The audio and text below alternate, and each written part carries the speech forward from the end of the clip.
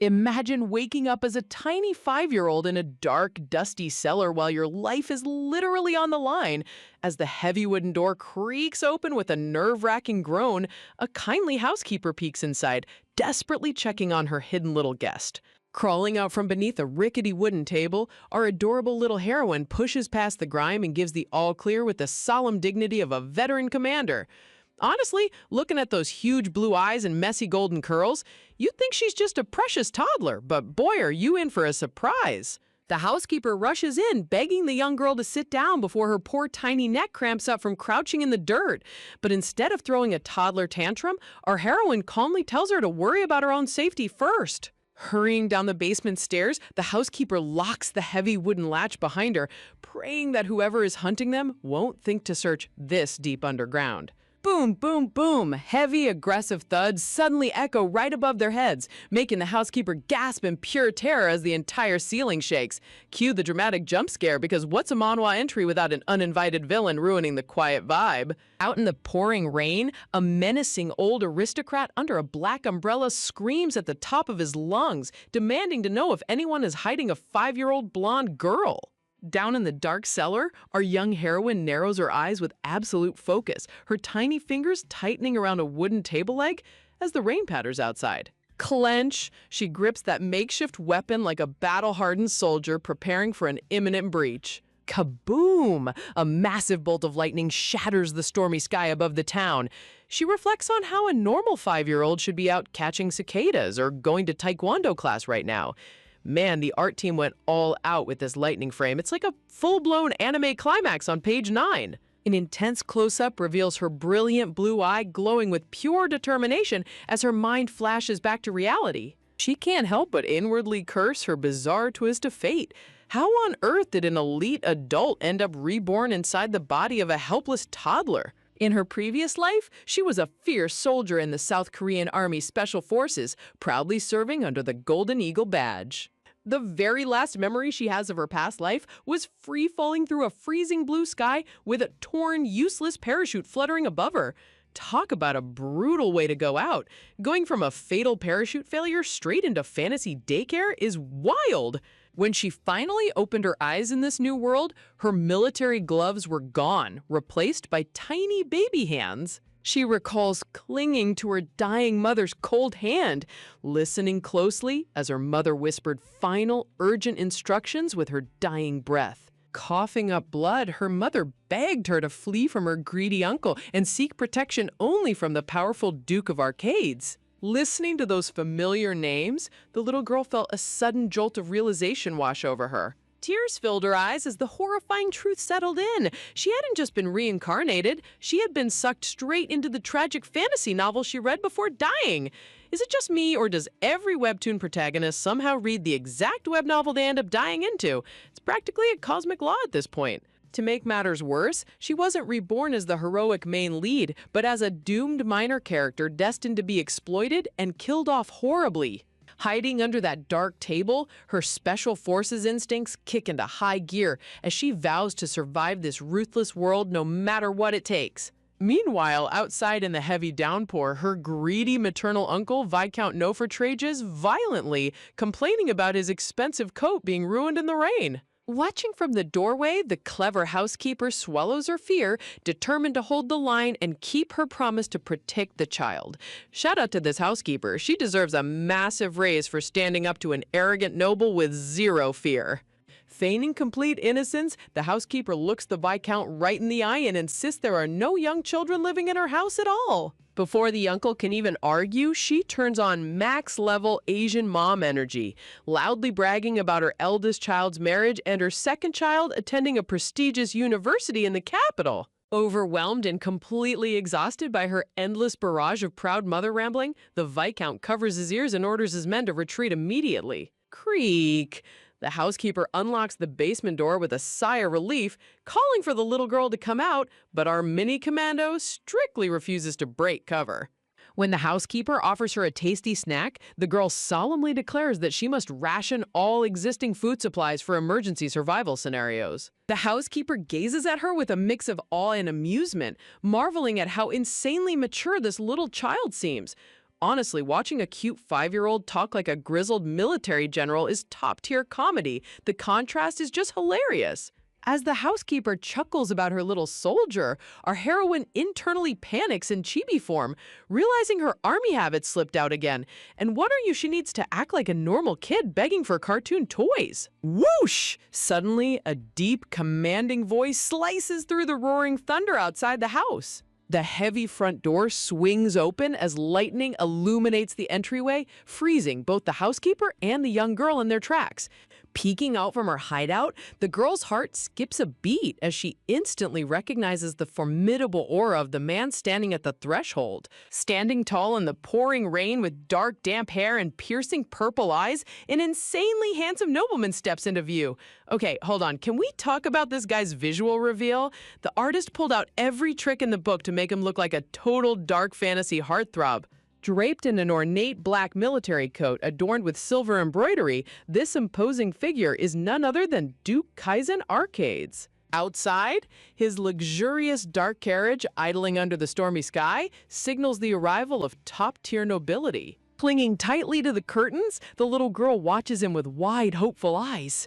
Looking up at the intimidating Duke, she realizes that this powerful man is her one and only ticket to staying alive in this deadly novel world. Clatter, clatter. Soon after, a grand imperial convoy of black carriages, surrounded by armed knights, thunders down the muddy forest road. Inside the lavish carriage, Duke Kaizen sits silently, staring out the rain-slicked window with a cold, unreadable expression. Sitting stiffly across from the massive Duke, our tiny heroine tries her best to blend in, making the air in the carriage feel hilariously awkward. Look at how tiny she looks on that huge leather couch. The size difference is ridiculously cute. Remembering her mission to act like a sweet, clueless kid, she suddenly bursts out shouting in ridiculous toddler speech to prove her identity. When the Duke asks if her mother really warned her to hide from her uncle, she enthusiastically stammers in adorable baby talk, confirming her mom told her to trust the Duke. The Duke nods in mild amusement at her cleverness, while his 2 elite knights behind him sweat nervously, desperately trying not to laugh at her calling him Duke. Softening his cold gaze, the Duke gently tells the little girl that she doesn't need to try so hard to act tough around him. Swish! Before he can finish his sentence, the Duke's eyes suddenly snap toward the front of the carriage with lethal intensity as he demands to know who dares block their road. Talk about an instant mood shift. One second he's comforting a baby, the next second he's ready to unleash total destruction. Nay! The horses shriek to a sudden halt as an aggressive voice roars from the stormy woods, commanding the Duke's convoy to step aside. The red-haired knight immediately reaches for his hilt to wipe out the intruders, but the Duke calmly places a hand on his shoulder, ordering his men to keep their weapons sheathed so they don't frighten the child. Flutter! Panicking that a battle is breaking out, our tiny Special Forces vet salutes wildly and screams in cute baby talk that cover is complete and there are no problems. Peeking out timidly from under the Duke's heavy black cloak, her sparkling blue eyes reveal her inner mix of fear and relief. Duke Kaizen gently places his hand on her head, promising to handle the threat outside personally and telling his brave little passenger to rest easy. Imagine being a hardened Special Forces operative reborn as a tiny toddler, realizing your imposing new caretaker actually has a soft side that makes you want to drop the tough guy act and just be a kid for once. Thunderclap. Enter Duke Kaizen Arcades himself, looking like an absolute brooding anime protagonist straight out of a dark fantasy epic while standing in the pouring rain. In the original story, this terrifying master of the North turned into a total shell of a man after his wife passed away, drowning in endless grief at her gravesite.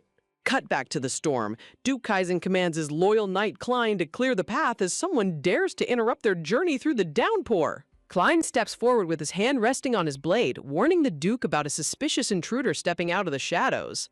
Out steps this slimy old noble under a dark umbrella, Viscount Nofert, wearing the most punchable, fake polite grin you've ever seen on a villain. Inside the carriage, Rudia's eyes shrink in total fury. It's her trashy uncle, the guy who tried to exploit her mother and sell her out in her past life. The Duke doesn't even bother hiding his disdain, asking if they've ever met, while the greedy uncle tries to play nice and explain why he's blocking their path. Whoosh! The temperature plummets instantly as Kaizen stares down the old man, demanding a sincere apology for daring to block the Duke's carriage in broad night rain. Talk about instantly regretting your life choices? The Viscount's smug smile completely evaporates into pure terror under that terrifying aura. Trembling like a leaf, the uncle stammers out an apology, playing the grief-stricken guardian card by claiming he's just searching for his precious missing niece. Hearing that hypocritical garbage makes Rudia want to smash something. In reality, this scumbag leached off her late mother's hard work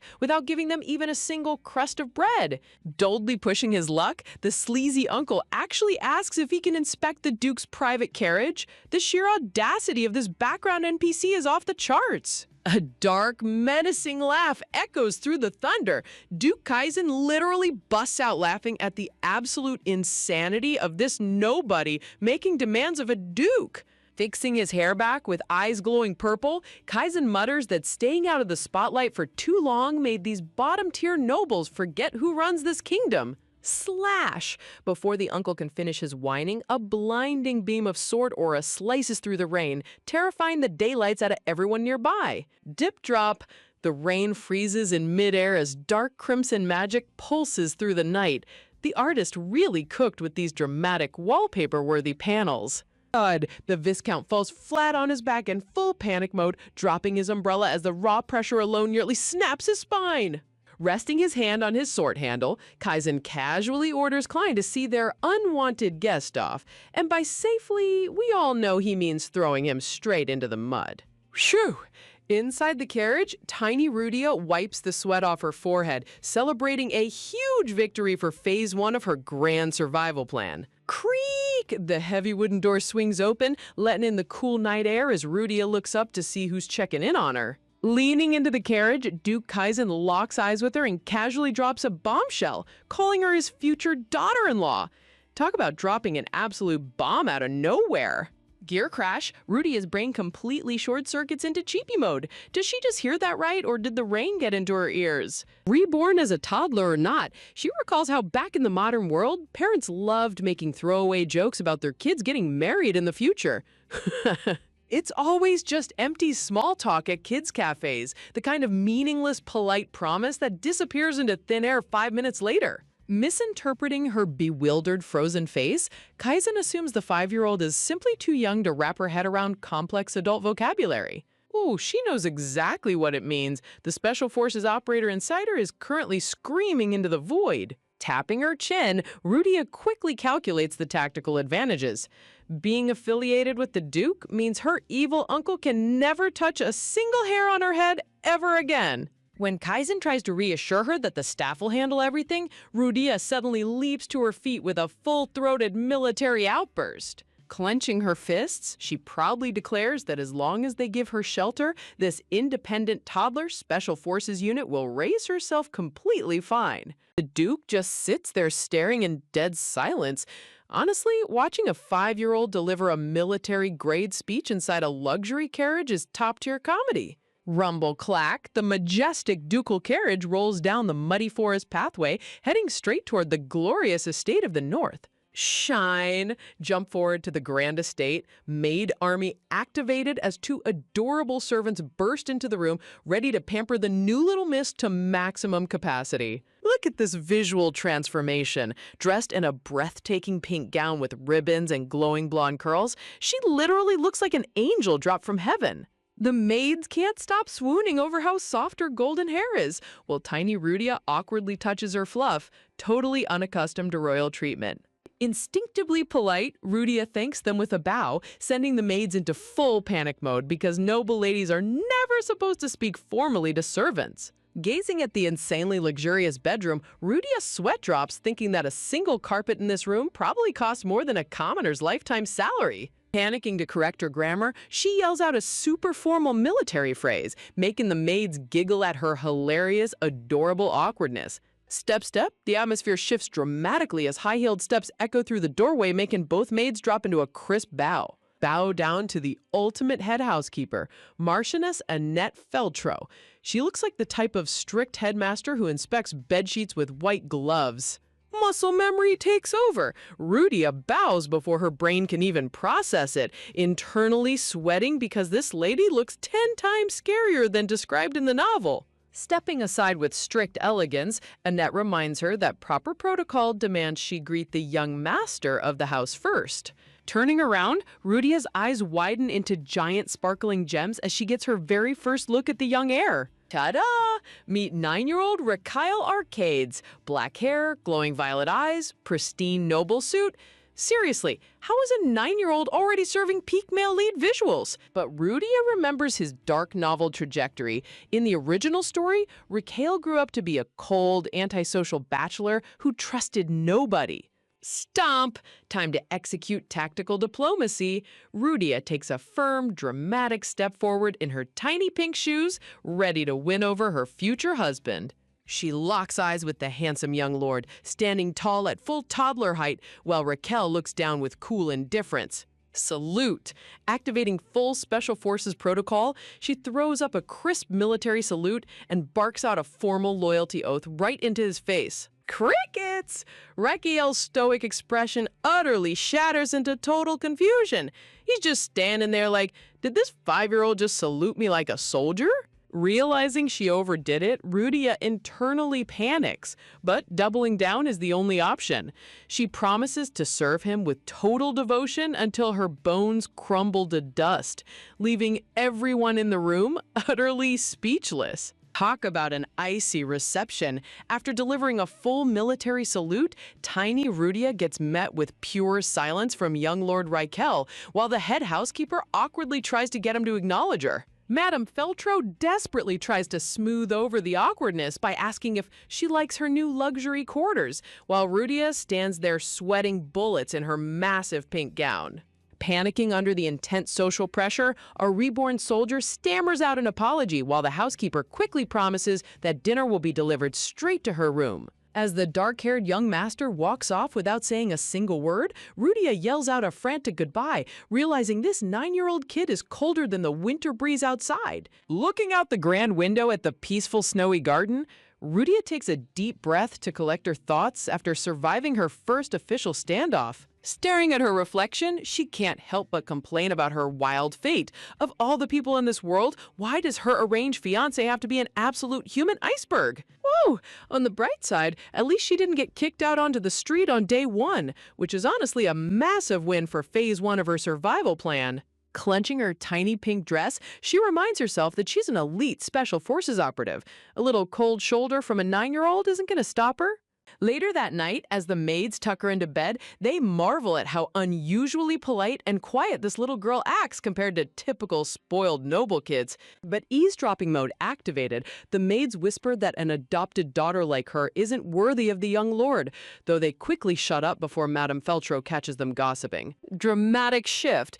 Deep in thought, Rudia recalls the dark lore of the original novel, specifically how the original female lead, Diana, temporarily lost her mana. In the original plot, Deanna welcomed getting cast out of the temple, completely unaware of the political scheming happening behind the scenes involving Prince Mateo.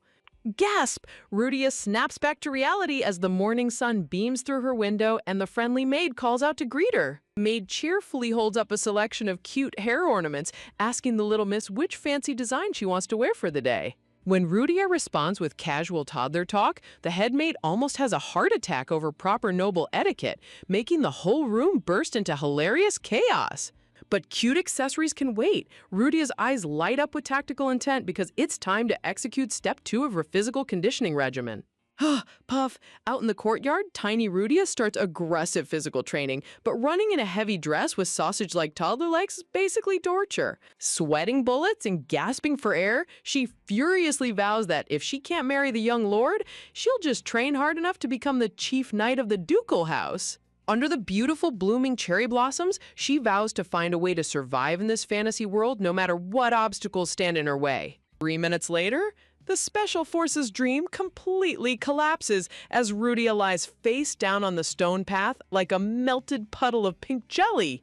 Panting like a tired puppy, she internally screams that even her 5-year-old self in her past life had way more physical stamina than this fragile noble body. Leaning against a tree trunk in defeat, she blames fantasy novel logic. These kids clearly never went to taekwondo class or ate nutritious snacks to build real muscle. Snap, a cool, stern voice suddenly cuts through the air, asking what on earth she's doing on the floor, making Rudia freeze in total shock. Gasp! She looks up to find Raquel standing under the falling cherry blossom petals, holding a massive spellbook and looking down at her like she's a complete weirdo. Flushed with embarrassment, Rudia scrambles to fix her messy golden hair while looking up at her handsome, brooding fiancé. Looking down with total disinterest, Raquel cold-heartedly tells her not to bother fixing her hair because he couldn't care less.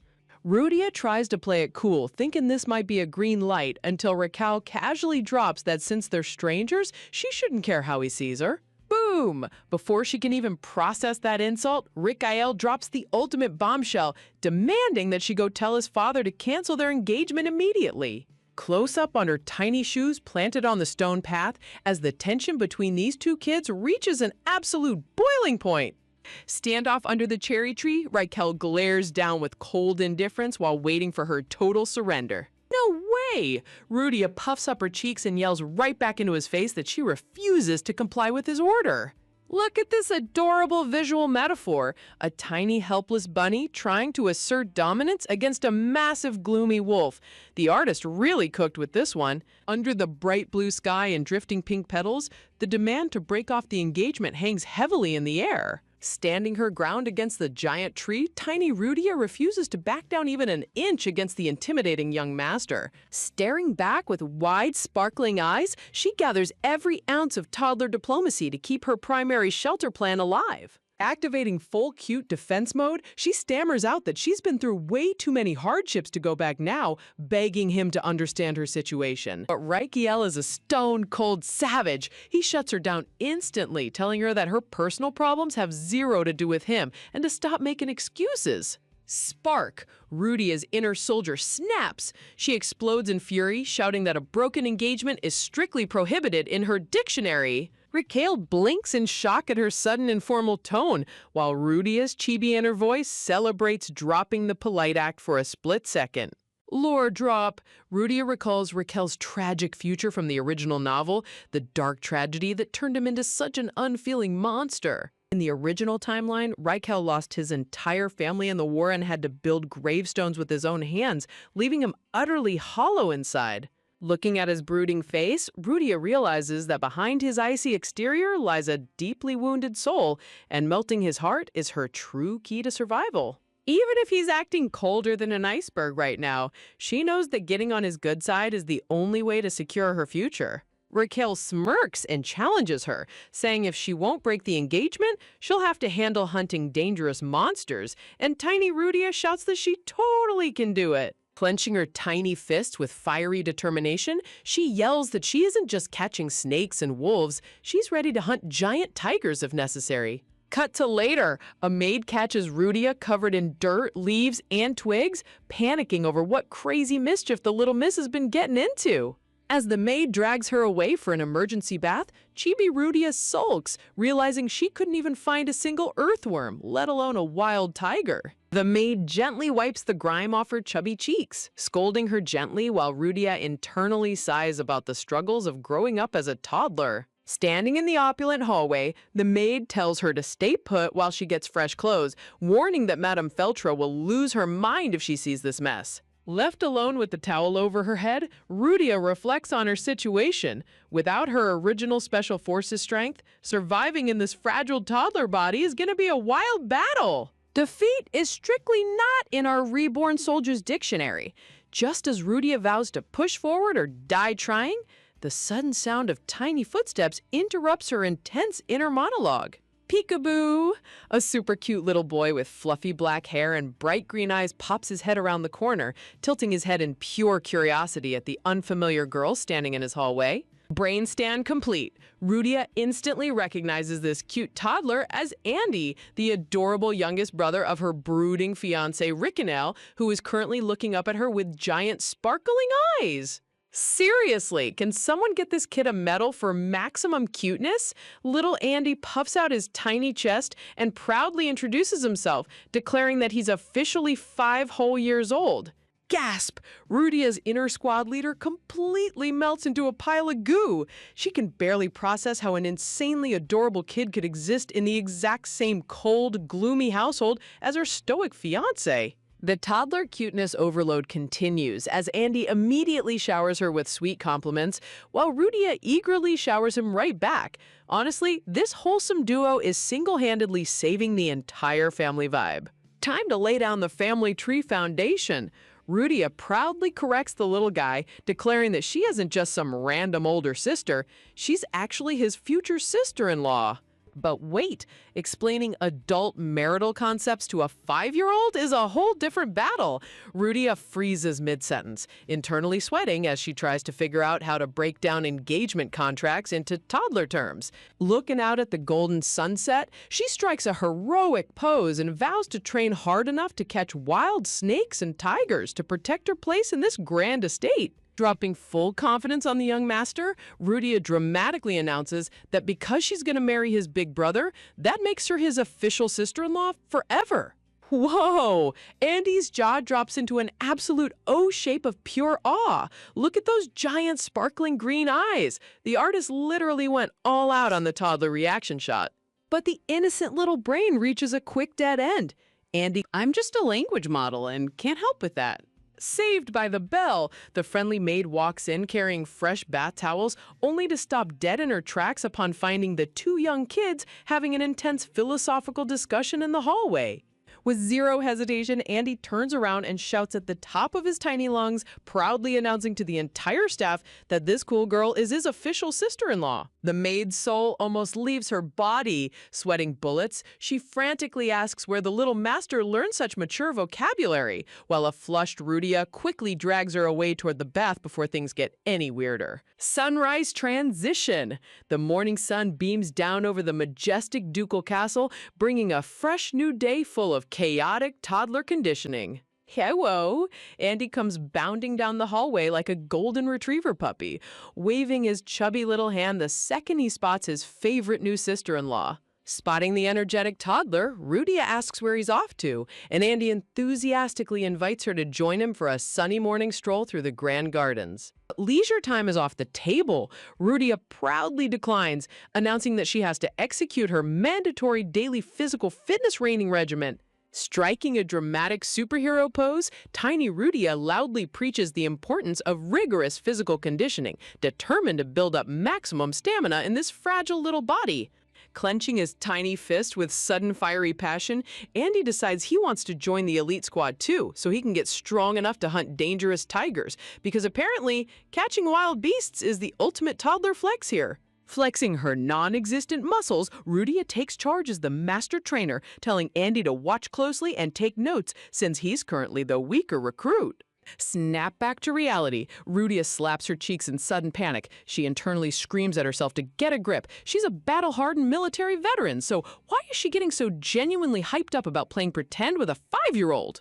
Unaware of her mental crisis, adorable little Andy starts squishing his own chubby cheeks, innocently asking if face poking is the secret military technique to gain godlike strength. Pushing past the embarrassment, Coach Rudia launches into basic PT gymnastics, throwing her arms out wide while Andy copycats her every move without having the slightest clue what PT even stands for. Huff puff, just 2 minutes into basic calisthenics, tiny Rudia is already collapsing on the stone floor like a melted pancake, while Andy curiously asks if the scary estate knights got strong doing this exact same routine. High above on the castle ramparts, 2 fully armored royal guards stand watch against the bright blue sky, totally unaware that 2 toddlers are using them as ultimate fitness inspiration. Reaching his tiny hands toward the sky, little Andy imitates her posture, eagerly asking if a cute kid like him can grow up to become an invincible high-ranking knight too. Zooming out to a hilarious bird's-eye view, the 2 patrolling guards look down from the balcony in total confusion, watching 2 tiny toddlers aggressively doing military drills in the middle of the courtyard. Realizing standard combat drills won't work on a 5-year-old, Rudia decides to teach him emergency special forces protocol instead, instructing him to shout secret code words the second any danger appears. Tactical training in full effect! Andy starts throwing strike poses while practicing his military code calls, and Rudia couldn't be prouder of her brand new mini recruit. The code word immediately gets botched. Andy proudly screams out a hilarious misheard version, making the stern guards on the wall burst out laughing, while Rudia frantically tries to correct his vocabulary. Time skip to nap time. After exhausting all their toddler energy, the two little warriors end up fast asleep under the shade of a blooming tree, snuggled up together next to the garden snails. Spotting the missing kids tucked away in the grass, the maids tiptoe over with gentle smiles, completely overwhelmed by how utterly peaceful and adorable the scene looks. Just look at that soft, angelic close-up, sleeping like a little angel after trying to run a full military boot camp in a giant pink ball gown. Deciding not to disturb the precious moment, the maids whisper to each other to let the little miss sleep a bit longer so she can head straight to dinner when she wakes up. One eye opens. The second the word food gets uttered, Rudia's internal food radar triggers instantly, making her eyelids flutter open with immediate interest. Keeping her eyes half closed to eavesdrop, Rudia stays completely still while the maids quietly chatter above her about how surprisingly well she's adjusted to estate life. Wait, what? The maids whisper that special guests are arriving soon, meaning emergency dining etiquette lessons need to start immediately, sending Rudia into a covert spiral of pure suspicion. Beautiful floral transition panel. Sunlight filters through the lush green leaves as the hidden plot developments start moving behind the scenes.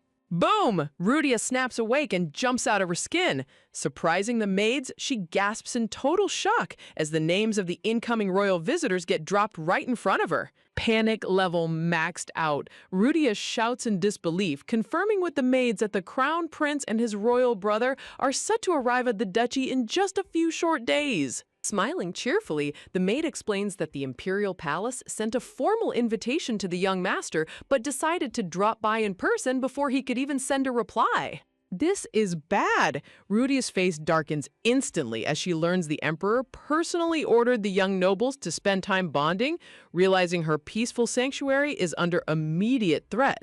Dark flashback. Rudia recalls the dark novel lore. The crown prince is a cold, manipulative villain who used the original female lead, Deanna, and ultimately drove her to a tragic demise. Dramatic close-up on our heroine's terrified golden eyes.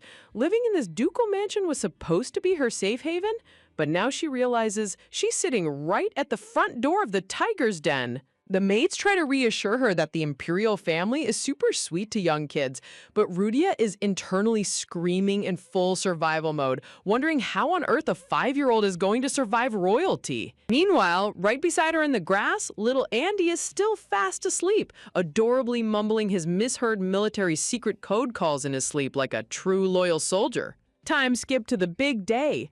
Clad in an extravagant red dress with matching ribbons and layers of delicate lace, tiny Rudia stands fully prepped for the royal arrival under the glowing sunset sky.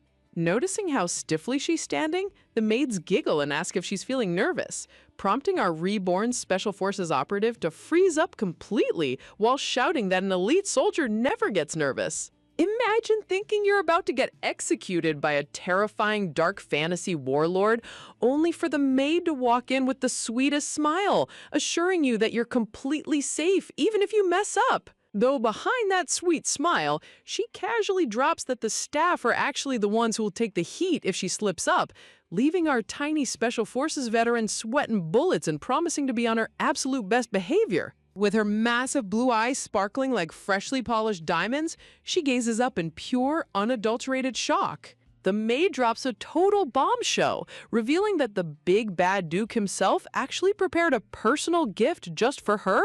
Wait, hold up. A gift from a guy who looks like he eats shadow beasts for breakfast? That's definitely suspicious. Glowing with excitement, the housekeeper gushes about how much thought the Duke put into this mysterious present, practically vibrating with excitement. But down on the floor, our mini commando's heart starts pounding at double speed as she tries to process what's happening. A terrifying mental image of Duke Kaizen standing in a snowstorm with a blood-stained blade flashes across her mind, making her question his true motives. Bathed in the warm glow of the setting sun, she stares out the window, internally spiraling over what kind of twisted package could possibly be waiting for her. Cut to a lavish dinner table packed with fancy pastries and hot tea, where the mood drops to absolute sub-zero in a split second. Holding his fork with deadly precision, the Duke cold drops that today is officially the very last time anyone will ever call her by her birth name, sending a jolt of pure panic straight through her tiny frame. Dramatic shiver. Her chibi brain immediately jumps to the absolute worst-case scenario, convinced this grand gift is just a polite way of kicking her out onto the street.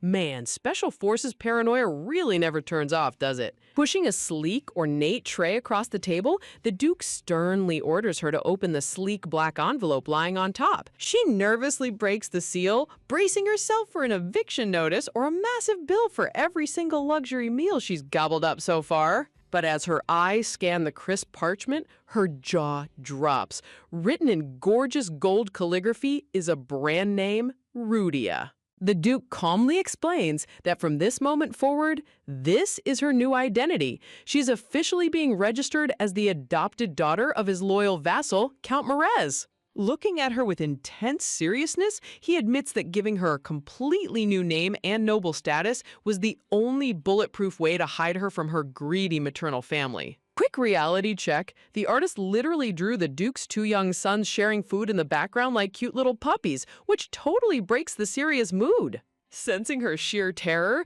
the Duke quickly clarifies that she isn't being shipped off anywhere and will continue to live right here under his roof. Overcome by the sudden wave of protection and care, tears pool in her massive blue eyes as she clutches the document like a lifeline. Seeing her tear up, the formidable Duke totally panics, awkwardly asking if she hates the name, while our mini-heroine aggressively wipes her eyes, blaming it on imaginary dust.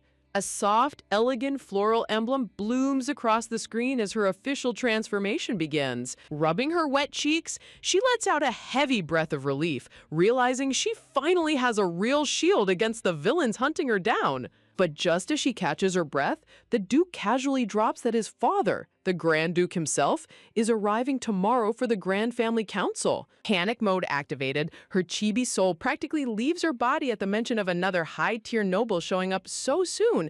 Meanwhile, the older brother is still quietly dodging his little brother trying to spoon-feed him. Priorities, right? A menacing silhouette surrounded by icy wind looms over her imagination because apparently above the Duke, there's an even bigger, scarier Grand Duke ruling the Northern Territory. Remembering the original novel's lore, she shivers, recalling the Grand Duke of Arcades as a cold-blooded conqueror whose icy glare could literally freeze a man solid. Dramatic boom! And to make matters 10 times more intense, this legendary monster of a man is destined to become her future grandfather-in-law. Watching the Duke barely touch his food before ordering the servants to clear the table, her relief instantly transforms into heavy military anxiety, but she vows not to let fear stop her. Num num num! She aggressively stuffs her face with gourmet food, mentally declaring war on the upcoming grand arrival. Honestly, watching a tiny blonde toddler devour a full roast dinner with fiery determination is top-tier comedy. Sunrise breaks over the majestic ducal castle as a massive glowing blue magic portal crackles into existence in the main courtyard. The castle maids whisper frantically in the shadows, gossiping about how the Duke got completely wasted the night before and hasn't stepped out into the sunlight in ages. Clack. Clack, striding through the courtyard in a magnificent black military dress uniform adorned with gold epaulets, Duke Kaizen commands total respect as every servant bows low. Sticking out like a cute little thumb, our heroine throws up a crisp military salute and loudly shouts a cheerful good morning, taking the Duke completely by surprise. Up close, she notices the heavy, dark circles under his eyes, realization hitting her that the poor guy is running on absolute zero sleep and skipping meals just like her. Standing nearby are the Duke's two young sons, the stoic young heir who refuses to look her in the eye, and his fierce little brother, Jake. When little Jake glares at her for ignoring him, our heroine just gives him a smug, chibi side-eye, noting that he acts just like a whiny, bratty brother. Seriously, this kid thinks he's intimidating, but he's barely 3 feet tall. Thud! A heavy magical cane strikes the stone pavement, erupting with swirling purple aura as a commanding voice echoes through the courtyard. Step aside, minor villains. The original Grand Duke of the North has arrived. Draped in heavy fur and sporting a terrifyingly sharp mustache, his aura drops the temperature instantly. Instinctively popping into standard military posture, our tiny heroine squeaks out her new name, hands snapping to her waist out of sheer muscle memory. Whoosh! Without even slowing down or glancing down at her, the terrifying Grand Duke cold shoulders her completely, striding right past like she's invisible. The freezing wind around and leaves our poor heroine shivering violently in chibi form while the servants frantically lead the way indoors. Following right behind his father, Duke Kaizen smoothly explains that the Marquis was delayed by morning business and will join the council later. Trailing behind the imposing men, little Rudia nervously twirls her fingers, feeling like an absolute ant next to two giant rulers. Stopping in his tracks, Duke Kaizen gently turns back, soft-spokenly telling Rudia to head to the banquet hall for breakfast and ordering his eldest son, Rakyle, to escort her. Inside the grand dining hall, a massive spread of luxury food covers the table, but the atmosphere is ruined by the Grand Duke loudly slamming his staff and ranting about useless mages and failing mana stones. Looking at the mouth-watering roasted chicken right in front of her, Rudia suffers in absolute silence because not a single adult has touched their silver cutlery yet. Sweating bullets, she glances over at the two young lords who are sitting rigid as statues, far too terrified to make a move for the food. As the Grand Duke continues his furious rant about state budgets and military ledgers, a low, menacing sound suddenly cuts through his dark speech. Grrr! An insanely loud, earth-shattering stomach growl echoes across the entire silent hall, freezing both the Duke and Grand Duke dead in their tracks. The absolute silence after that growl is pure cinematic perfection. Flustered beyond belief, our adorable little commando lets out an awkward chibi giggle, sheepishly rubbing the back of her head as she confesses that she's just super hungry. Ever wonder what happens when a room full of terrifying dark fantasy warlords sits down for dinner? The Grand Duke clears his throat and strictly commands everyone to eat, insisting they appreciate the chef's hard work. Glaring over at his own stoic son, the Grand Duke zeroes in on him, making sure he actually eats a proper meal while our tiny heroine silently munches away. Whew!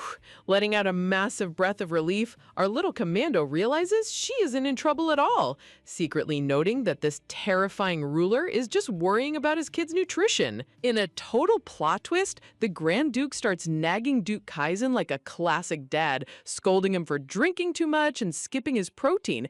Honestly, seeing a legendary conqueror give a middle-aged duke a lecture on eating his veggies is top-tier comedy. Pant, pant! The wholesome family argument is cut short as someone comes bursting through the doorway, frantically apologizing for being late. Clutched in his arms is a massive stack of official documents. Meet Marquis Chavez, who breathless explains that urgent business held him up at the crack of dawn. Calmly waving off the apology, the Grand Duke invites the Marquis to take a seat, smoothly keeping the council meeting moving forward. Flutter? As papers rustle across the table, the Grand Duke asks about the new vassal brought into the duchy, while Kaizen explains they were short-handed. Look at little Rudia just sitting there like a tiny royal potato watching papers fly. Bending down with suspicious grace, a dark-haired knight hands a dropped document back over, his smile looking way too polite to be genuine. Watching the interaction like a hawk, Rudia's Special Forces instincts immediately ping as she locks eyes with the mysterious knight. The moment he reaches out, her eyes widen in absolute shock as something horrifying catches her attention. Shiver, flicking his tongue out with a sinister grin, the knight drops a chilling smirk down at her, revealing a snake-like split tongue. Her mind instantly goes into overdrive as the terrifying vision of a giant serpent overlaps with the knight's shadowy silhouette. A massive green snake flashes across her mind, triggering memories from the original web novel's hidden lore. Bam! It hits her like a freight train. The split tongue wasn't a trick of the light. It's the signature trait of the infamous Snake Man. She remembers the exact plot. A ruthless beast man spy sent to infiltrate the duchy, gather critical intel, and eventually murder Raquel's younger brother, Jake. Recalling the gruesome, bloody future where the duchy gets torn apart, little Rudia grips the tablecloth, realizing she has to confirm his identity right now. Man, talk about zero breathing room. She just got adopted and already has to stop an assassination plot. A dark, thorny aura surrounds her chibi brain as she vows to protect the peace of the duchy and save the young lords at all costs. Fast forward through the grand hallways where castle guards are stunned to see a tiny blonde toddler marching with absolute military determination. Stomp, stomp, running up multiple flights of massive stone stairs, her chibi legs are practically moving in a blur as she huffs and puffs. Stopping right in front of guard Churto, she clutches her tiny chest in disbelief, utterly betrayed by her current toddler stamina. The guard kindly offers her a drink, letting her know the lords are locked in a heavy meeting, but Rudia aggressively refuses, insisting she has top secret business to handle. Glare? Peeking around the corner, her eyes ignite with fury as she sees the snake spy casually chatting up the castle staff like a wolf in sheep's clothing. Snapping into full command mode, she stomps her foot and demands an immediate audience with the Grand Duke himself. The guards look at each other in total panic, sweating bullets over whether they should let a hyperactive toddler interrupt the highest noble council. Honestly, watching two 6-foot military veterans get intimidated by a 3-foot toddler is peak Manhwa logic. Fearing they'll both end up in the dungeon if the Grand Duke loses his temper, Arthur and Churto hesitate in absolute horror. Ultra cuteness attack? Realizing force won't work, Rudia unleashes her ultimate weapon, pooling tears in her massive sparkling blue eyes and pouting with flower petal effects. Critical hit! Both guards clutch their hearts in pure agony, completely obliterated by the sheer, unadulterated cute force. Blushing and totally defeated, the guards instantly break protocol, agreeing that a quick little greeting couldn't hurt anyone, while Rudia smiles triumphantly. Knock, knock, Churto timidly knocks on the heavy wooden doors, announcing that little Miss Ludia is requesting a moment with the Grand Duke. Freeze! As she waits at the door, the snake spy glides past in the dark hallway, casting a chilling glance back at her that drops the temperature to sub-zero. Creak! The giant doors swing open, revealing the Grand Duke standing inside, surrounded by official ledgers and serious political tension. Turning his formidable gaze toward her, the Grand Duke notes that their agenda is wrapping up and sharply asks what she came to report. Gulp. Taking a heavy breath, our tiny commando steels her resolve, knowing this single conversation could change the fate of the entire duchy. Stepping into the grand office with proper military posture, she apologizes for the intrusion and formally announces that she has a critical intelligence report to file. Clenching her tiny fists, she drops the bombshell, revealing in adorable baby talk that the new knight Gartera has a creepy split tongue just like a snake. The room goes dead silent as the Grand Duke's expression darkens, sternly asking if she's telling the truth or just playing games.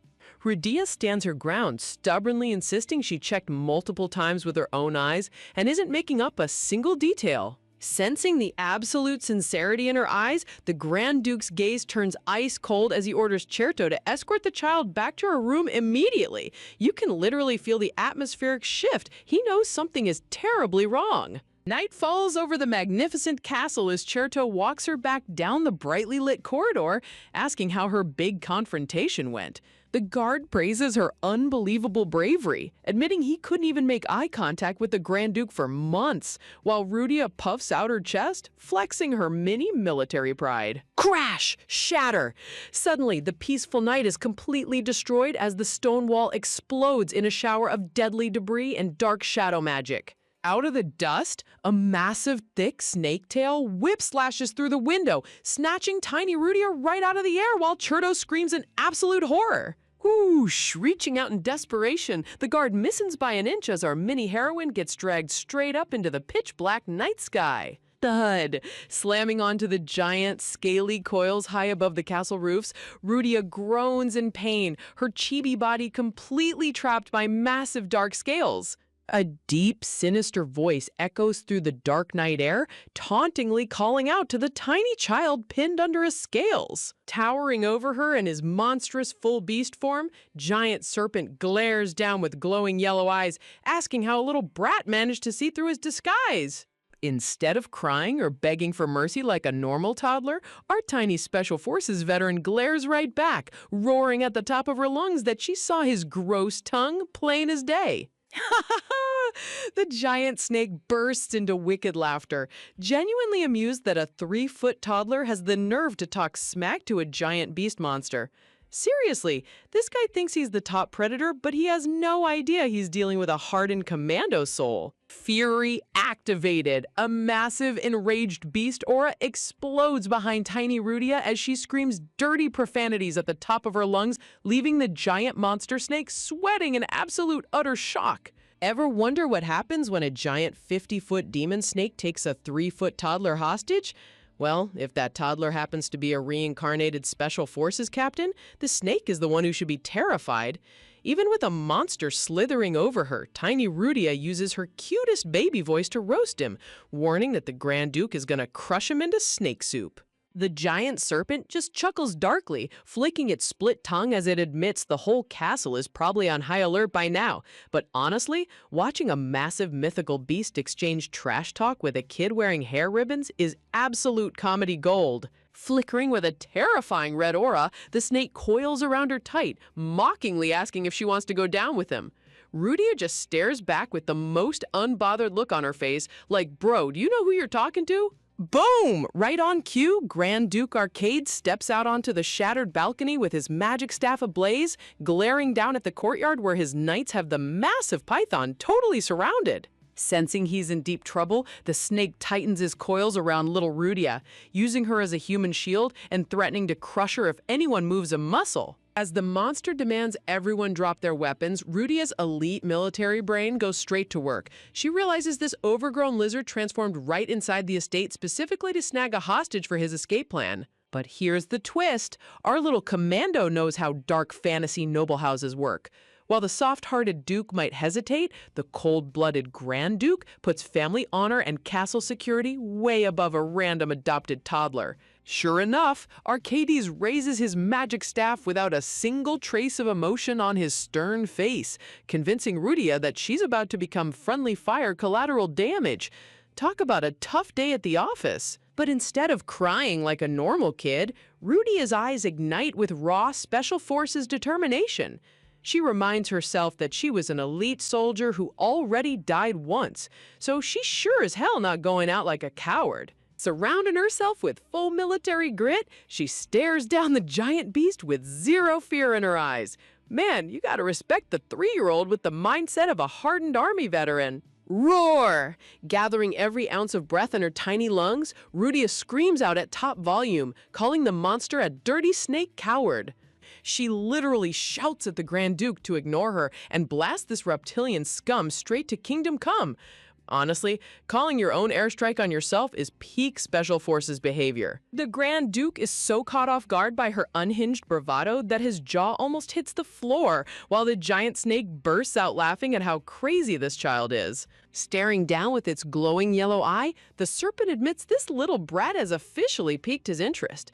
You know you're built different when even the villain respects your vibe. Whoosh! The snake decides to kidnap her as a souvenir, but the Grand Duke isn't having it. He channels a massive surge of blue lightning right through his staff, roaring at the beast to let her go. Kaboom! A blinding bolt of holy lightning strikes the serpent's snout with explosive force, blasting scales and dark magic everywhere. Thud! The impact forces the giant monster to drop its grip, sending tiny Rudia tumbling straight through the air like a discarded ragdoll. Dark shadow magic swallows the view as the intense battle scene fades out into total darkness. Suspended in the void of her subconscious, memories of her past life start flooding back, remembering her real name, Jung Yoon Seo, a proud captain in the South Korean Army Special Forces. She remembers marching across military grounds, dedicating her entire youth to duty, tactical discipline, and protecting others. But her heart aches recalling the ultimate regret. Her mother passed away just 1 year after her commissioning ceremony, and she wasn't even there to hold her hand at the end. Rain pours over her old base as she recalls her mom's final wish, asking her to live a long, happy, and peaceful life before they ever met again. Falling through the dark sky of her mind, Rudia worries that if she dies right now, her mom is going to give her an absolute earful in the afterlife. Flutter, her golden eyelashes twitch as sunlight softly breaks through her dark subconscious. Suddenly, a terrifying nightmare from the original web novel's lore flashes across her vision. The tragic villain is bound in chains before a cold-hearted prince. She remembers the grim scene where the prince forces a glowing red vial of lethal poison down the villainess's throat to grant a painless execution. The dark memory ends with the villainess screaming in agony, triggering a massive shockwave that snaps Rudia back to reality. Rudia sits bolt upright in her soft bed, gasping for air and sweating bullets as the golden morning sunlight floods her bedroom. Clatter! Hearing the commotion, maid Casey comes bursting into the room, dropping her towels and crying tears of joy that the little miss is finally awake. Rubbing her blurry eyes, a confused Rudia asks where she is, and Casey frantically reassures her that she's safe inside her luxurious bedroom. Wiping her nose, Casey gushes over how worried they were, while the strict headmaid Lisa casually points out that of course she's fine since the Grand Duke stepped in personally. Casey immediately calls out Lisa for crying her eyes out earlier, making the stoic headmaid blush red and tell her to keep her mouth shut. Honestly, seeing strict maids lose their composure over a cute toddler is top-tier wholesome content. Tilting her head, Rudia gasps in utter shock, asking if that intimidating, terrifying Grand Duke really saved her himself. Curiosity taken over, our little commando immediately asks what happened to the giant snake spy. Casey explains the monster managed to slither away heavily injured, but the Grand Duke was so furious he nearly sliced it in two. Still, Rudia's military brain notes that probably dead isn't clean tactical confirmation. Lisa interrupts the chatter, reminding Casey the gossip can wait and they need to alert the Grand Duke immediately while bringing the child some hot food. Casey happily adds that the Grand Duke was so frantic about her safety that he was practically pestering the royal doctors nonstop. Rudia's chibi brain completely melts trying to picture that legendary ice-cold conqueror pacing around screaming at doctors over a 3-foot toddler. Creak! The heavy double doors gently swing open and a pair of polished leather shoes steps into the room. Enter young Master Raquel. The eldest son stands at the doorway looking like an absolute miniature prince with his sleek black hair and sharp purple eyes. Outside, gorgeous morning light bathes the grand castle gardens in a brief, peaceful scenic transition. Pulling up a lavish golden chair right next to her bed, Raquel sits down with the most composed, serious look on his face. When Rudia asks what he's doing here, the young lord pouts tsundere style, insisting a guy can visit a patient without everyone making a giant scene. Twiddling her fingers in the bedsheet, Rudia pouts right back, poking at his ego by mentioning that he failed to capture the snake spy. Raquel's eyes narrow as he glares at her, his aristocratic pride clearly wounded by a toddler's critique. Turning his head away with a dramatic huff, he calls her stupid and says he didn't come here to talk about some dumb spy. Boom! Rudia blows her top, roaring that she scored top marks in her past life academy and demanding he take that insult back right now. In her anger, she accidentally knocks over a neat little wrap package left on her bed. Waving his hand dismissively, Raquel gets up to leave, saying he just came to check so he could tell Andy she's perfectly fine, leaving Rudia staring blankly at the mysterious present. Picking up the beautifully wrapped purple box, our tiny heroine blinks in genuine surprise at the unexpected gift. Unwrapping the box reveals an exquisitely carved wooden fox charm adorned with a sparkling crystal tassel, a secret, thoughtful gift from the ultimate tsundere big brother. Examining the carved wooden fox charm Raquel left behind, tiny Rudia tilts her head in utter confusion at what this mysterious gift could possibly mean. Looking out at the blooming cherry blossom branches, she wonders if her tsundere big bro is subtly telling her to hunt a wolf next instead of a snake man.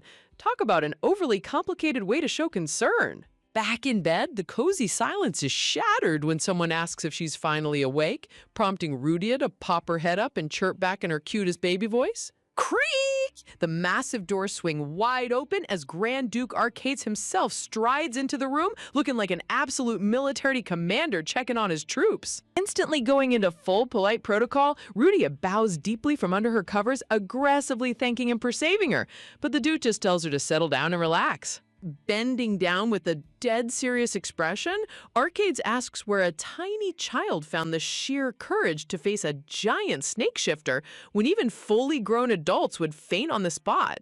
Channeling her inner soldier, Rudia puffs out her tiny chest and shouts baby military slogans, claiming she heard somewhere that you gotta make things work no matter what. Throwing tiny cute punches in the air, she keeps roaring commando mottos about striking like lightning, while the Duke just blinks, concluding that commoner slang these days is surprisingly hardcore. Softening his stern gaze just a bit, the Grand Duke admits she must have been terrified undergoing such a traumatic attack right after arriving at the estate. Bothered by his inability to protect her, Arcades mentions feeling guilty towards Count Merez and offers to let her go back home to rest, which immediately triggers Rudia's full tactical panic alarm. Absolute denial. Rudia screams at the top of her lungs that she loves it here, praising the delicious food and nice staff to make sure she doesn't get shipped back. Fiery declaration. With her eyes ablaze, our tiny heroine roars that she's set on becoming the ultimate daughter-in-law of this prestigious household. Going full anime protagonist, she vows to hunt down snakes, wolves, and bears alike, promising to bring back the monster's head on a silver platter, while the maids sweat buckets in the background. The maids instantly cover their mouths, trying not to burst out laughing, leaving an angry chibi Rudia shouting in confusion at what could possibly be so funny. Satisfied with her intense dedication, the Grand Duke instructs her to rest up before turning to leave, while Rudia shouts a booming military farewell. Pausing at the door, Arcades clears his throat and quietly tells her she doesn't need to speak with so much aggression anymore. Honestly, seeing a cold conqueror get flustered by a toddler is gold. Left sitting on her bed, Rudia blinks with a stunned face, realizing her aggressive special forces routine might have actually worked on the terrifying Duke. What? Tap, tap, tap. Heavy boots echo down the hallway as the Duke leaves, leaving the room under the careful supervision of the bowing head maid. Maid Casey completely loses her composure and giggles, teasing the little miss about where she learned such dramatic lines, while Rudia pouts that she was being 100% serious. Smiling warmly down at her, Casey gently explains they're only laughing because her brave little speech was the most adorable thing they've ever witnessed. Wrapped up in her golden blanket, Rudia thinks back to how the Grand Duke kept a stone-cold face, convinced that she failed to break through his icy exterior. Meanwhile, in the Duke's study, a senior knight steps in to present the search report regarding the escaped snake monster. Noticing a rare break in his lord's stern expression, the knight stutters in shock and hesitantly asks if something wonderful just happened. He can't hide it. It turns out the terrifying Grand Duke has been quietly smiling to himself the whole time, completely charmed by tiny Rudia's unhinged loyalty pledge. Meanwhile, deep in the dark, fog-drenched mountains, dark blood trails lead straight into a gloomy, ominous cavern. Slither, the heavily injured snake beast man, drags its massive bleeding tail into the shadows, vowing revenge as the scene fades into the chapter finale. A sudden flashback hits as memories of her past life resurface, showing Yoon So in her military uniform sitting outside, while an officer asks when she's going to give him an answer about his feelings. Standing on the sunny training grounds, the fellow officer sighs in frustration, admitting he doesn't get why she pretends to dislike him when her actions say otherwise. Watching her eat an ice cream bar, he presses her further about why she keeps brushing him off, leaving her lost in quiet, conflicted thoughts.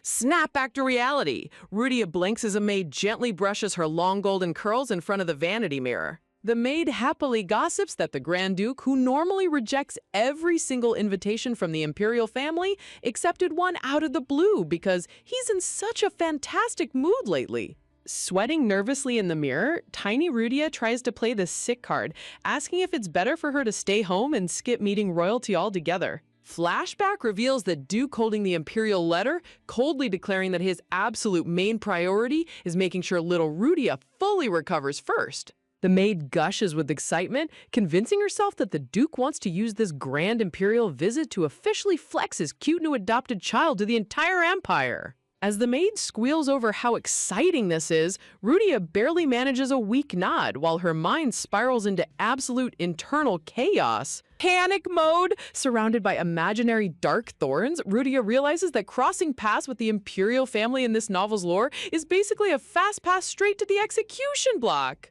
Dramatic bloody thorns and chains fill her mind as she vows to strictly draw a boundary line between herself and the imperial kids to avoid her original tragic fate.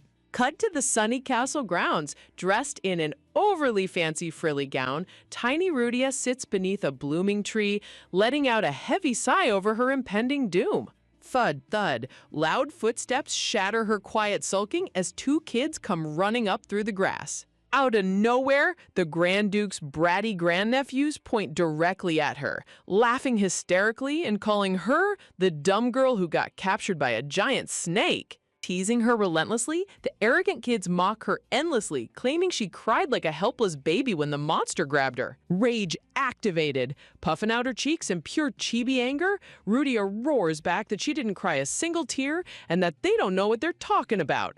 The bullies keep chanting mean nursery rhymes, while Rudia's military brain realizes these spoiled nobility kids are picking on her solely because of her adopted commoner status. Whoosh! Just when the teasing reaches a boiling point, a sharp shadow steps between them. It's young Master Raquel stepping in like a total hero. Glaring down with cold, piercing purple eyes, Raquel sternly announces that he saw the whole thing himself and confirms she stood up to the snake beastman like an absolute boss. The young master's terrifying aura instantly shuts the bullies up, leaving them stuttering in total shock as the tables suddenly turn. Going in for the critical hit, Raquel casually exposes the boy bully in front of everyone, asking if he still wets his bed at night, turning the brat beet red in embarrassment. Without missing a beat, Raquel targets the girl bully next, bringing up how she completely ruined her recent poetry recital and leaving her sweating in pure humiliation.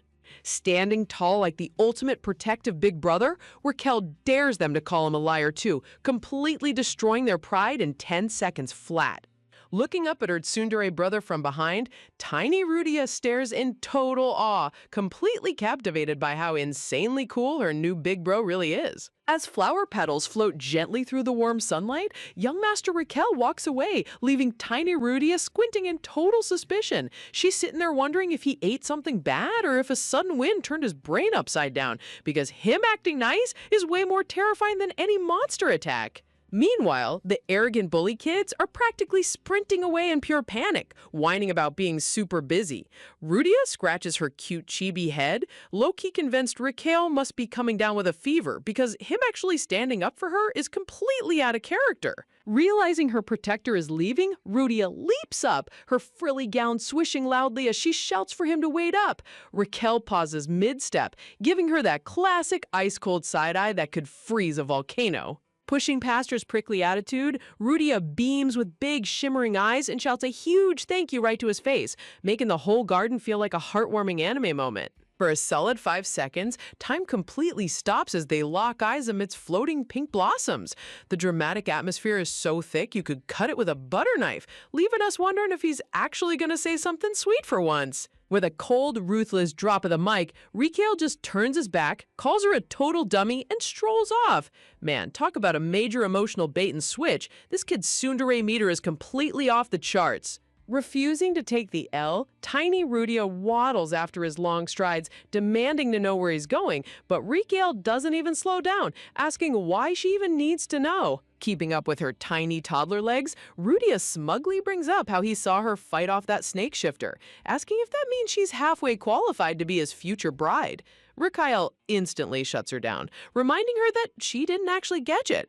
Puffing her cheeks into full marshmallow mode, Rudia roars that she'll hunt down a snake and a wolf in no time flat, while Raquel just lets out a salty humph. Honestly, watching a former Special Forces soldier negotiate marriage terms as a toddler is top-tier comedy. Following him straight to the courtyard, the heavy clang of iron echoes as a knight greets the young lord. Rudia pops up out of nowhere, throws her hand to her temple, and roars unity at the top of her lungs, leaving the poor guard utterly bewildered. Channeling her inner drill sergeant, Rudia aggressively fixes the guard's salute, barking orders about index finger angles and elbow degrees. The knight just chuckles along, adjusting his arm, while she warns him not to smirk next time. She continues her unhinged military lecture, screaming that the hand salute is the sacred foundation of discipline. The surrounding guards are practically rolling on the floor, cheering her on to give them a full demonstration. The mood suddenly turns super intense as we cut to Raquel holding a massive gleaming steel sword. His instructor reminds him to relax his shoulders and keep his eyes locked on his opponent as he practices his form. Staring at the gleaming blade reflection, Rudia's eyes sparkle with excitement. She's genuinely impressed seeing a kid swing real steel and starts scheming about learning this fantasy world swordsmanship for herself. Noticing her lingering nearby, Rikael glances over his shoulder with an annoyed look, asking why on earth she's still trailing behind him like a lost puppy. Puffing out her tiny chest, Rudia chirps that she's sticking around to watch because they have an engagement to uphold. Raquel crushes her dreams in 2 seconds, coldly declaring that the engagement is getting broken regardless. Rudia stomps her feet, screaming that he's her husband for life, ranting about how even 12 jars of hot chili paste can't satisfy a stubborn husband. Seriously, where is a toddler picking up ancient commoner proverbs? The artist's chibi expressions here are pure gold. Turning around with a completely baffled face, Raquel stares at her like she's speaking alien, calling her extremely weird. The atmosphere instantly plummets into pitch-black horror. Raquel fixes his sharp purple eyes on her and drops the ultimate bombshell, asking if she came from another world. Dark, bloody vines wrap around the frame as Rudia's heart skips a beat. Swallowed by ominous black shadows, tiny Rudia sweats profusely, panicking internally that her secret reincarnation status was just exposed in broad daylight. Meanwhile, under an eerie moonlit sky, dark mist swirls in the forest depths as a shadowy figure approaches a cloaked individual, noting how impressive it is that they can already manage a human transformation. Reveal of Garte, the snake beast man, sporting a sharp, evil grin and golden eyes. The mysterious leader admits the snake clan's healing factor is top-notch, but sternly notes that failing the assassination mission is unacceptable. Swirling dark energy fills the night air as the villain commander chillingly declares their next target. Grand Duke Arcades must be eliminated immediately. Cut back to the training grounds. Raquel finishes his thought with a deadpan face, casually adding, like you're from another world. Rudia blinks in chibi confusion, realizing it was literally just a dramatic figure of speech. Dodging a total heart attack, Rudia nervously chuckles before throwing an angry pout, yelling that he's the weird one for saying that to his fiancée. Raquel coldly turns his back, telling her to beat it so he can train. Refusing to leave, Rudia shouts that she wants to watch him train too, while the background knights sweat bullets, internally begging the kids not to start a full-blown war. Stepping closer with his sword drawn, Raquel gets surprisingly protective, firmly explaining that civilians aren't allowed near real sword practice because it's genuinely dangerous. The camera pans down to little Andy standing nearby with huge, innocent green eyes, poking his finger together and whimpering if he can't watch either. Softening his tone completely, Raquel turns to his cute younger bro, while Rudia pops her head out from behind, cheerfully waving hi to Andy. A massive dark text bubble drops down with a brutal, unyielding verdict. Of course not. Both Rudia and Andy stand side by side with massive swollen cheeks and grumpy chibi faces. Seriously, the artist deserves an award for making rejection look this ridiculously cute. Seeing the kids so done, a cheerful red-haired knight steps up, hitting a bright salute to try and turn those pouts upside down. Big mistake! Rudia's military brain detonates. She roars that saluting isn't a joke and demands loyalty and brotherhood, fuming that the Duke's knights have lost all their military discipline. Blowing an imaginary drill sergeant whistle, Rudia makes the entire squad freeze in their tracks, looking around in utter confusion. Petals burst into the air as tiny Rudia screams at the top of her lungs, calling out their complete lack of knighthood discipline. Pointing a sharp finger at the giant armored men, Rudia roars for everyone to drop into push-up position immediately. The knights just stare at this knee-high toddler like she's lost her mind. A collective question mark hangs in the air as the guards try to decipher her cute baby pronunciation of push-up position. Realizing what she meant, the knights hesitate, but Rudia summons a terrifying, fiery tiger aura behind her, screaming that 10 seconds have already passed and to move their butts. The giant muscular knights actually drop to the stone floor and hit the deck. The red-haired guard grins, reporting they did it, while drill instructor Rudia snarls, asking if he thinks this is a game. Screaming like a hardened boot camp instructor, Rudia barks out rhythm counts, commanding them to lower down on 1 and push up on 2. Wearing an imaginary red drill cap, Rudia vows to fix their slack discipline once and for all, while the giant guards struggle on the floor, holding back tears of laughter. Marching between the towering men, Rudia lectures them about protecting their families and training like it's real warfare.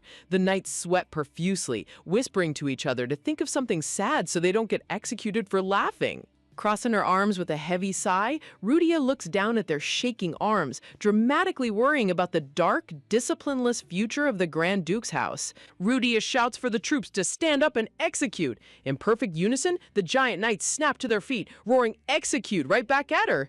Riding the high of absolute authority, Rudia orders 2 columns to start running laps around the grounds. The guards break into a jog, nearly suffocating from holding in their laughter as they chant "execute." Suddenly, a calm, stern voice interrupts the chaos, asking what on earth is going on.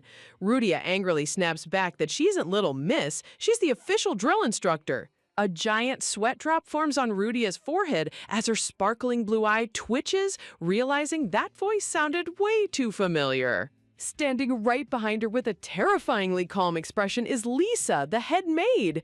Rudia's eyes go wide in pure toddler horror as she squeaks out her name.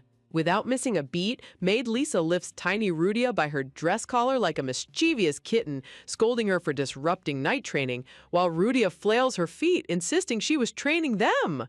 Maid Lisa casually carries the kicking toddler away while the knights wave goofy goodbyes.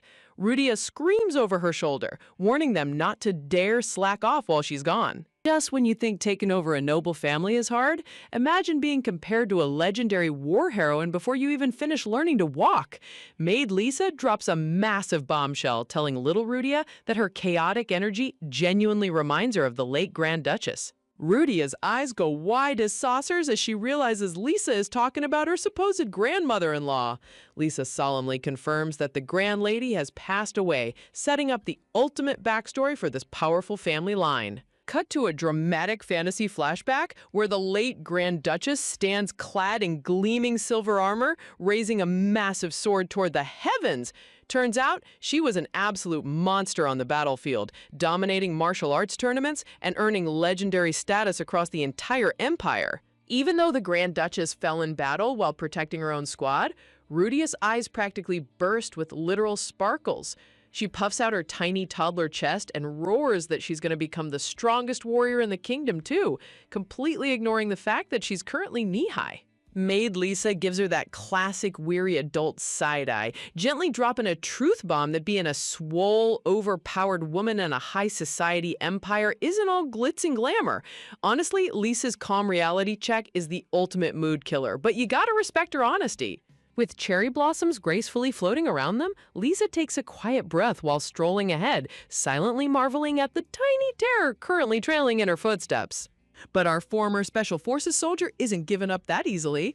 Rudia clenches her tiny chubby fist, her eyes glowing with absolute fury as she declares that starting today, the legendary Grand Duchess is her official role model. Swooshing through the gardens, Lisa turns back with a sigh, pleading with the little miss to stop pulling disappearing acts because tracking down an energetic toddler in a massive ducal estate is a full-time cardio workout. Rudia just hits her with a cute baby apology. Meanwhile, near the training grounds, 2 fully clad knights are gossiping like high schoolers. One knight wonders how Rikiel could possibly break an engagement with such a cute girl, while the other reveals that the squad at training grounds 2 deliberately threw their drills just to get yelled at by the tiny toddler drill sergeant. Talk about total squad brain rot. Looking down from the grand balcony, the knights marvel at how cuteness is physically impossible to hide, right before spotting a high-stakes arrival entering the estate courtyard. Dramatic stomp. The atmosphere shifts in an instant as little Rudia marches onto the scene in a stunning high-class dress with black ribbons, her blue eyes gleaming with lethal focus. The long-awaited moment has finally arrived. While the surrounding guards in the background literally melt into puddle mode over how adorable she looks with her hair done up, Rudia ignores their fanboying completely. Her gaze is locked on her target as she internally snarls at the arrival of her mortal enemy. Shadowy cloaks swish in the cold breeze as a high-ranking imperial figure steps down from a carriage, with Rudia standing her ground like a mini final boss waiting for her opponent. Fixing her target with a death glare that could melt steel, Rudia's internal monologue drops the ultimate suspenseful line. This person standing before her is destined to take her life in the original timeline? Swoosh! Dark red hair flutters around a cold, handsome young face as Prince Mateo is revealed. Wrapped in a royal red cape with dandelions floating in the wind, he gives a sinisterly smooth look that screams trouble with a capital T. We cut to the grand estate terrace where the high politics are taking place. Under the lush trees, high-ranking nobles sit at a tea table, casually discussing the kingdom's highest political appointments like it's a casual Sunday brunch. Duke Arcade sits tall in his dark uniform, bluntly telling the emperor that managing his own ducal house is already a full-time job, and he has zero interest in becoming the Minister of Finance. The emperor tries to play it cool with an awkward laugh, insistence dripping from every word.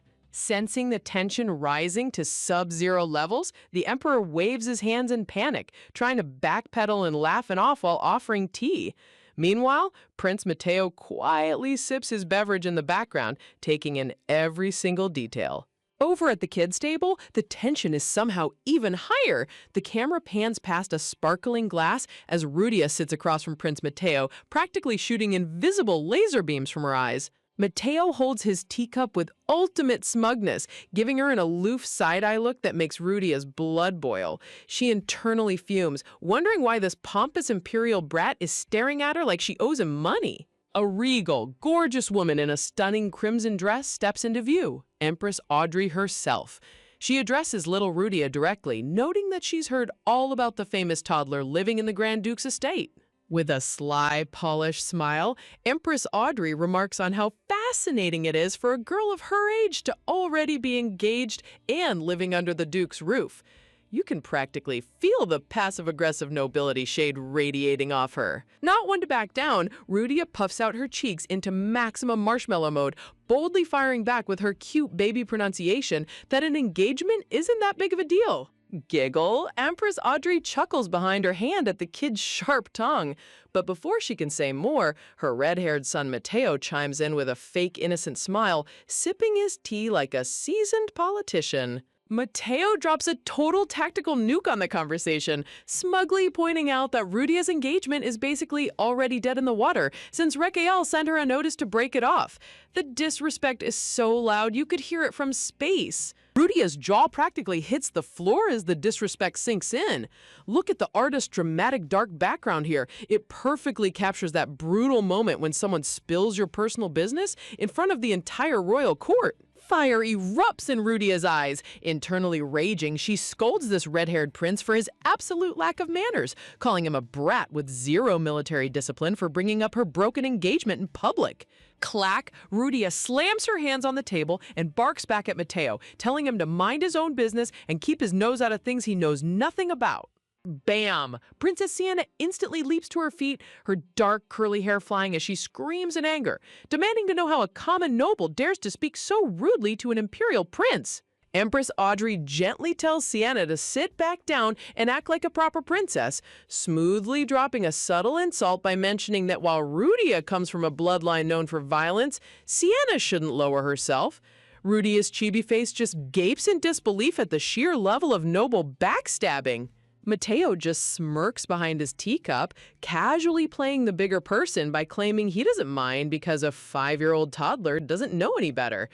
Rudia's forehead twit with rage. Is this guy defending her or low-key roasting her? Seeing his favorite big sister figure looking like a volcano about to blow, little Andy pokes his fingers together in worry, pulling his own eyebrows down in a super adorable attempt to imitate her angry face. Gasp! Little Andy's eyes light up with pure heroic determination as he shouts at the top of his tiny lungs, demanding to know who dared to make his precious Hyeonsu sad.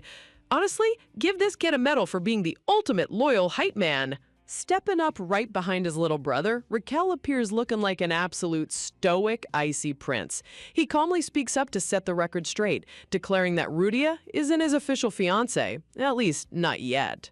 Thunderbolt! Rudia turns around in full chibi rage, screaming at Raquel for adding that unnecessary not yet disclaimer instead of flat out defending her.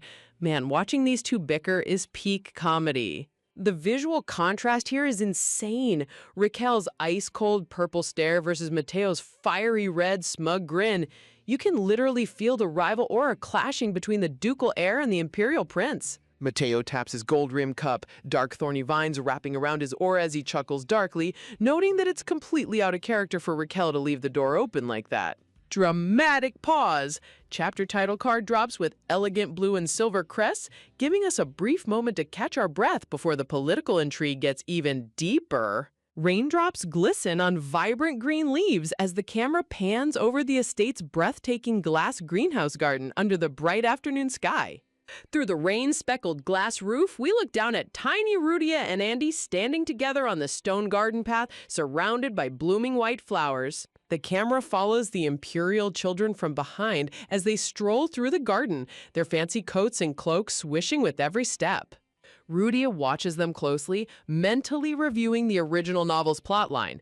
Crown Prince Leo, the bright blonde boy who dies by her hands in the original story, and Prince Mateo, the red-haired villain who eventually ends her life. Mateo pauses by a yellow rose bush, gently touching a soft blossom with a thoughtful look on his face. Rudia's blue eyes narrow into sharp slits as she analyzes every single person on the playing field.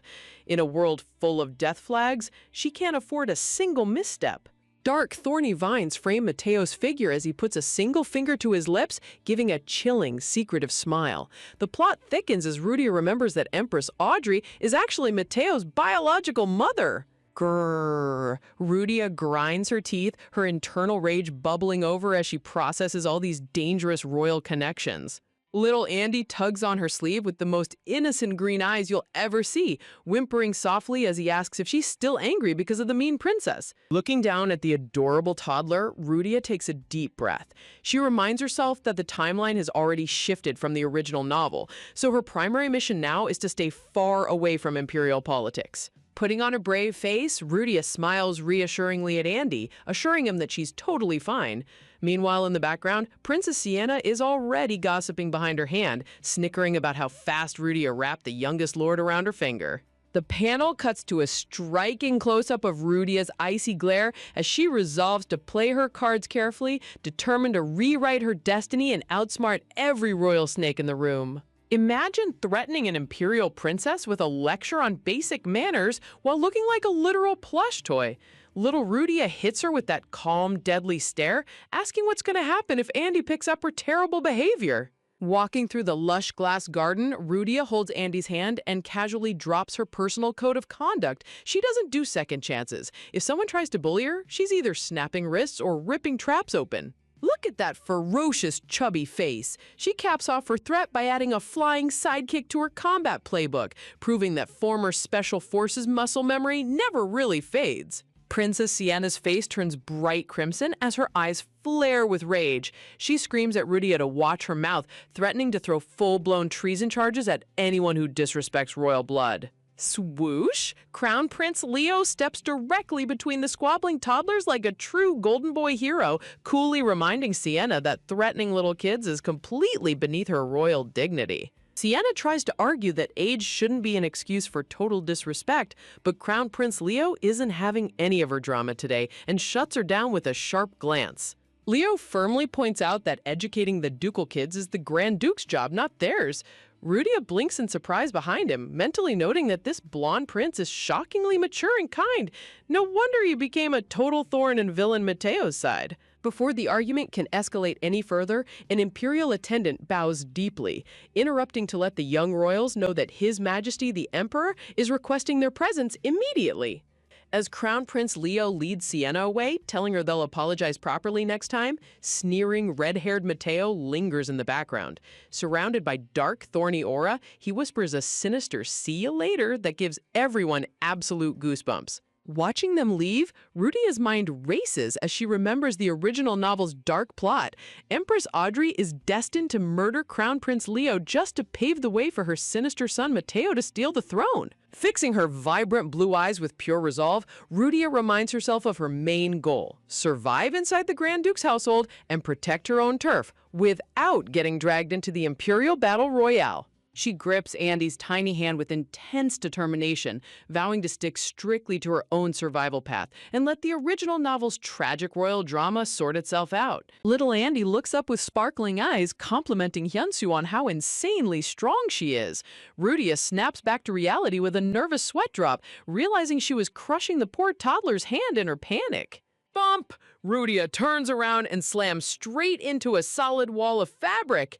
Rikale looks down at her with those cold purple eyes, deadpanning whether she decided to hunt toddlers instead of wild wolves today. Rudia gasps in surprise, asking why Raquel is still here. Raquel holds up a stack of heavy books, explaining he brought them over for Leo, but the garden turned into a ghost town.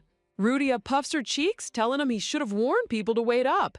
But arrogant Raquel just shrugs with total nonchalance, claiming everyone would wait for him anyway. Honestly, the entitlement on this kid is off the charts. Rudia goes full adult life coach mode, pointing her finger and lecturing Raquel that why bother isn't an option. She tells him straight up that he needs to communicate like a normal human being and tell people when to wait. Raindrops patter heavily against the glass greenhouse roof as Rudia's wisdom echoes through the room. People aren't psychic, and if you keep your mouth shut, nobody will ever know what you're thinking. Raquel stands frozen in place as her words hit home. She adds that if he keeps pulling disappearing acts without a word, people are just going to assume he hates being around them. Look at those massive blue eyes filled with earnest adult advice. Rudia finishes her speech, telling the young master that expressing his actual feelings to others is the only way forward. Raquel processes her advice for 2 seconds, turns around and takes her words way too literally. With a completely blank face, he blurted out that they should just break their engagement right now. Rudia's chibi soul literally leaves her body. Wham! Rudia fumes in full chibi rage, screaming at Raquel as he casually walks away holding Andy's hand, deadpanning that he was just following her advice and expressing his honest feelings. Talk about weaponized honesty. Halting in his tracks, Raquel gives her a cool side-eye and tells the silly girl to take a look down at her feet before stomping off into the rain. Rudia blinks in confusion, looking down to find a delicate yellow parasol sitting right beside her skirt. She holds it up with wide, shimmering eyes, completely stunned by Raquel's sneaky, low-key thoughtfulness. Outside in the pouring rain, Rikael walks down the grand stone courtyard under a dark umbrella, holding little Andy tight as water splashes around them. Through the heavy downpour, Rikale glances back over his shoulder with a quiet, thoughtful expression. Man, the artist really went all out with the atmospheric lighting in this scene. Sunbeams break through the overcast sky as raindrops glisten on green leaves, signaling the end of the storm and a brand new turn in the estate's ongoing drama. Cut to a bright new day. Little Rudia pumps her tiny fists in the air with maximum cuteness activated, sweetly asking the young master for a quick, tiny favor. Cold cut. Before she can even finish her sentence, Raquel hits her with a brutal, instantaneous no. The coldness in his voice could freeze an entire volcano. Rudia flails her arms in absolute outrage, screaming that she didn't even get to state her request yet. Raquel casually rests his hand on his practice sword, declaring it's bound to be super annoying anyway. Turning on the ultimate puppy dog eyes, Rudia begs him to just give her one of his old beaten-up wooden training swords that he doesn't use anymore. Raquel looks totally baffled by her weird request. Deep purple eyes lock onto her with intense curiosity. Raquel stares down at the toddler, silently trying to figure out what kind of chaotic scheme she's plotting this time. Caving under her persistence, Rikale mutters that the wooden sword is in the study and tells her to go get it, but warns her to watch out for wild beasts near the forest edge. Rudia blinks, touched that he actually cares about her safety. Tsundere alert! Raquel instantly backtracks, claiming he's only worried about losing valuable ducal property if she trips and drops it. Rudia stomps her foot in rage, telling him to worry about humans first, before stomping away in a huff. As pink flower petals drift through the air, Raquel stands in silence, watching the tiny, angry toddler march away into the distance. A stylized Korean title card drops, breaking up the scene as we transition right into the next major chapter of Rudia's master plan. Rudia holds up the heavy wooden sword, her eyes glowing as she remembers its massive plot importance. In the original novel, the Duke's timid second son, Jake, desperately wanted this exact sword, but was too shy to ask for it. When it was burned, he cried until he collapsed. Woohoo! Rudia hoists the sword above her head in victory, realizing that gifting this relic to Jake is a 100% guaranteed way to recruit him into her personal fan club. Just then, her maid interrupts, letting her know it's time to go. Looking out over the massive golden ducal estate, the maid reminds her that they need to see off the departing imperial guests. Rudia happily agrees, planning to stash her prized weapon in her bedroom first. Rudia sneaks into her lavish room with her maid, practically evil laughing on the inside as she imagines turning the second young master into her loyal lackey. Grab. A hand suddenly reaches out from behind and pats Rudy's hair. She spins around in anger, coming face to face with red-haired Prince Mateo, giving her a wildly cheeky grin. Mateo chuckles at her cute baby pronunciation, mockingly offering that if her engagement falls apart, she can come work at the Imperial Palace as a warehouse keeper. Rudia has to be held back by her maid as she screams for him to drop dead. Steam literally bursts from Rudia's ears as she grinds her teeth, internally swearing to personally end this smug imperial brat with her own hands. A giant, glowing blue magic circle opens up on the estate courtyard as the imperial family's grand farewell visit finally comes to an official end. Just as Rudia catches her breath, thinking the coast is clear, she spots the imposing figure of Duke Kaizen standing alone under the bright afternoon sky. The mood instantly plunges into deep melancholy. Duke Kaizen turns slightly, his face heavy with dark circles and a hollow expression that practically radiates soul-crushing grief. Petals fall around a memory of the ducal palace as Rudia remembers another tragic novel detail. In the original storyline, Duke Kaizen dies the exact day after his late wife's 6th memorial service, having lost all will to live. Rudia's heart aches as she gazes at him, realizing that if nobody steps in right now, the tragic Duke is going to drink himself into an early grave from severe depression. The sun sets over the grand castle spires, casting a breathtaking golden orange hue over the sky, as Rudia comes to a pivotal realization. Back inside the luxurious chamber, the maid speaks gently to little Rudia, warning her not to get discouraged or heartbroken if the grieving Duke refuses to meet with her. But we all know our reincarnated Special Forces baby isn't given up that easily. When a tragic Duke tries to drown his grief in alcohol before his early death, only a 5-year-old Special Forces reincarnator stands between him and total destruction. The maid carefully warns little Rudia that Duke Kaizen almost never leaves his chamber unless official Imperial business forces his hand. To make matters worse, the nervous guard blocks the doorway with this awkward smile, explaining that the Duke is sound asleep and absolutely cannot be disturbed right now. Rudia squints in suspicion. It's broad daylight, so he's definitely just passed out drunk. Activating her ultimate weapon, she unleashes full puppy dog eyes and begs to see the Duke, leaving the guards in absolute chaos as they sweat trying to resist her cuteness. Suddenly, a sharp tinkle of a silver bell echoes from behind the massive wooden doors. Talk about perfect comedic timing. The guards immediately freeze up in shock. Realizing the Duke is actually awake, the maid creaks open the massive doors, letting a thick, gloomy wave of dark aura spill out into the hallway. Cough. The moment Rudia steps inside, the suffocating stench of heavy alcohol hits her like a freight train, making her eyes water immediately. Sunlight glints off half-empty wine bottles, scattered dice, and a heavy glass filled with amber liquor sitting on the table. Honestly, this room looks like the aftermath of a rock star's hotel party. Crouched over the table with his shirt unbuttoned, Duke Kaizen looks like a total mess, muttering under his breath and asking if it isn't way too early for anyone to be waking him up. As the depressed Duke drunkenly reaches out for his next drink, clack! Rudia's lightning-fast toddler hand snatched the glass right off the table before he can even touch it. Holding the heavy whiskey glass with both tiny hands, Rudia gazes up at the towering Duke with pure, unyielding determination in her eyes. Tilting her head with maximum concern, she sweetly asks the tragic Duke if he's doing all right. Look at those giant shimmering eyes. No human on Earth could stay mad at this face. Shaken out of his stupor, Duke Kaizen gently reaches down to take the heavy glass back, complimenting her surprisingly fast reflexes while reminding her that alcohol is off limits for kids. Dropping back into his plush chair, the Duke rubs his aching forehead with a heavy sigh, asking why on earth she went out of her way to steal his drink. Rudia sweetly lies through her teeth, lisping that she was just worried he'd knock the glass over and get hurt by broken glass. Classic Special Forces cover story. Leaning forward with dark circles under his eyes, the Duke turns serious, asking her why she was brave enough to stand up against that giant demonic snake earlier when she knew how lethal it was. Rudia proudly puffs out her chubby chest, boasting that she wasn't scared for even a single second. Man, her toddler confidence is completely off the charts. Gulp.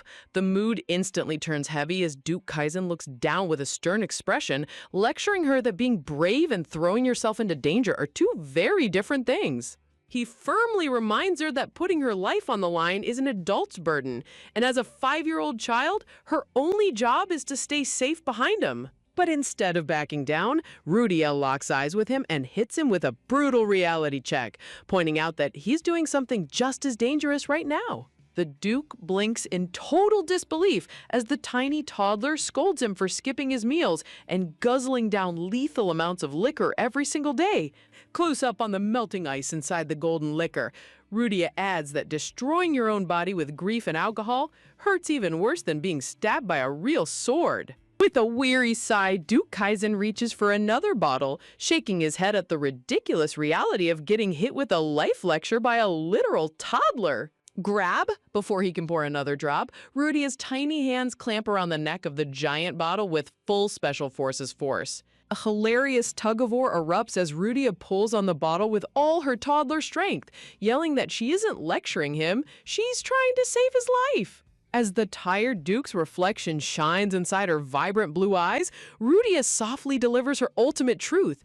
She just wants him to be safe and live a long, happy life. Talk about an absolute emotional knockout punch.